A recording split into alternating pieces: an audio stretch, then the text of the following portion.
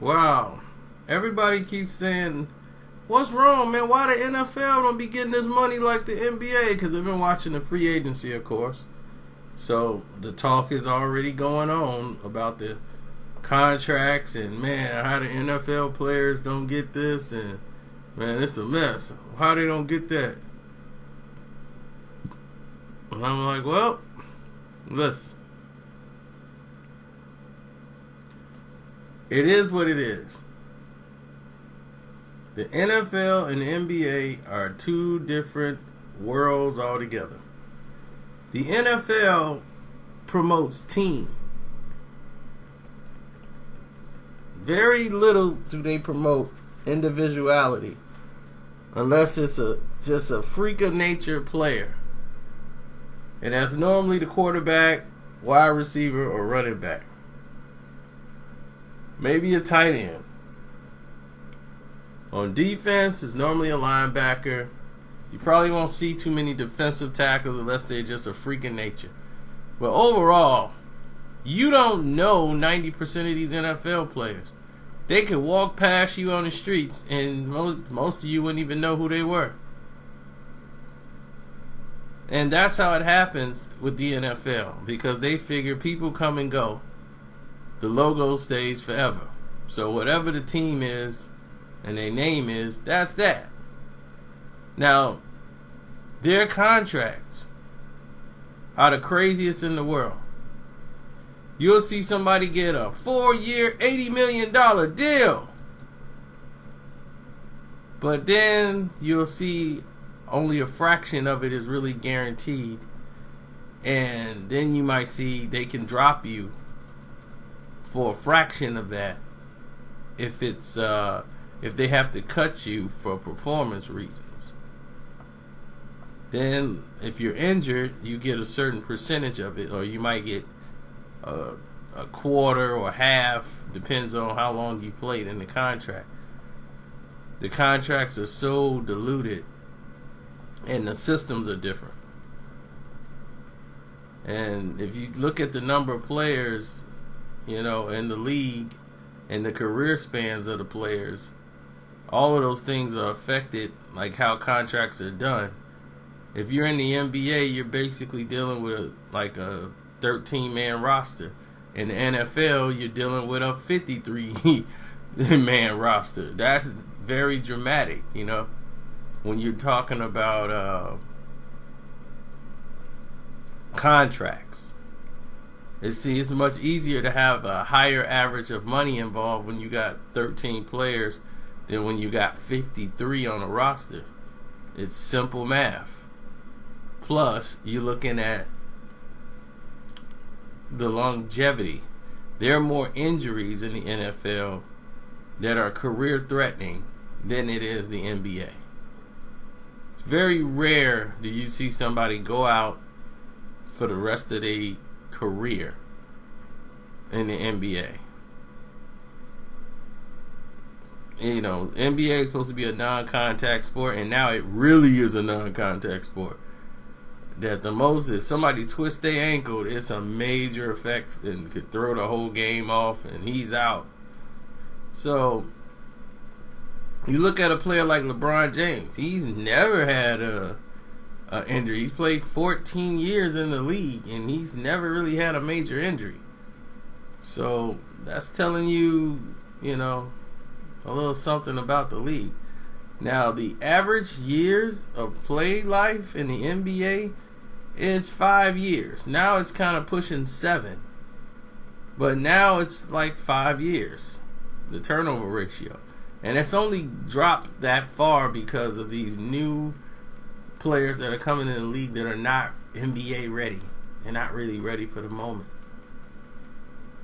So the guaranteed money is the major reason for the NBA's contracts and why they're paid so much. Plus, the NBA is better promoted than the NFL. The game itself, the Super Bowl and the playoffs, they do well, but in the regular season, a lot of their teams don't sell out arenas. I mean, not arenas, but stadiums. They're not really selling out. A lot of people but choose not to go to the games. It's not done right. They don't realize that you gotta sell the personalities of these players. It's very important. If you don't sell the player and the individuality of these players, who's gonna go buy their jerseys besides their family members? You need to sell uniforms. You need to sell these things. Merchandising. Nobody advertised better than the NBA. That's why when the NBA season is over, people are still talking about the NBA all day, all night. Every day. They're not even playing basketball. The season has been over for almost a month. And the free agency market is crazy. People are all excited about where players are going. And they can identify with the players. They still see the uniform. They still see the team. But they identify with the players. So they're going to go out and buy the merchandise.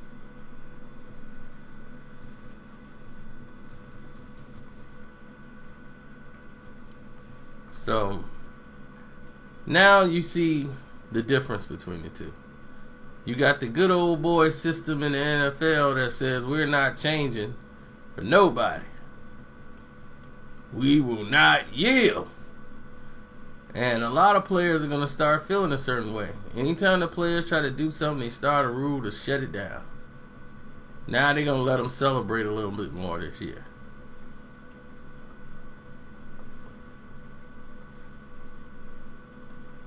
But they're two different sports, and they're trying to remain popular among public opinion.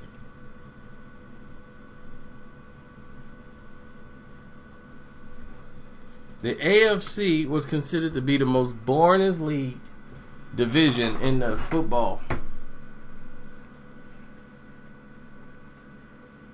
And when the NFC went to Fox,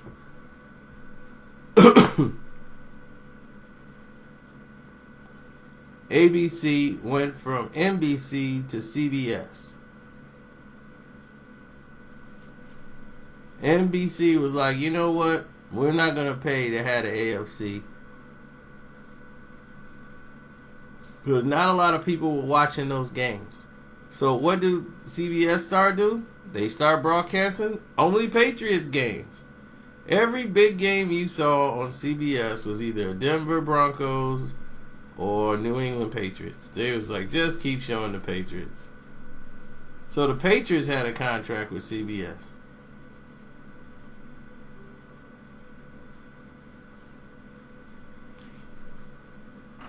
But other than that, does the NFL do a great job promoting its players? Not really. Is the contracts fair? Not really. Even with a 53-man roster, I'm not saying they should get paid with the NBA is getting paid, but you could walk away with almost nothing in the NFL.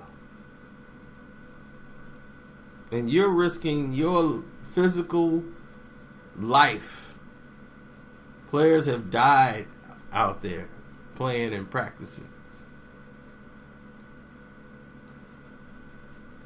NBA, they come in, they complain about every little thing and don't have to do anything. They don't have to practice in searing heat.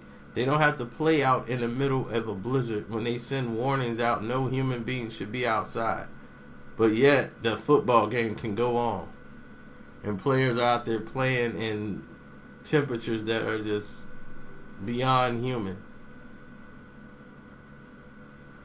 If a weather advisory says everyone should stay at home, in the house, and you got NFL game taking place in the middle of that, well, that's just horrific in itself. Well, I won't take up all your time. It's your boy Carcino. I'm out. Tell me what you think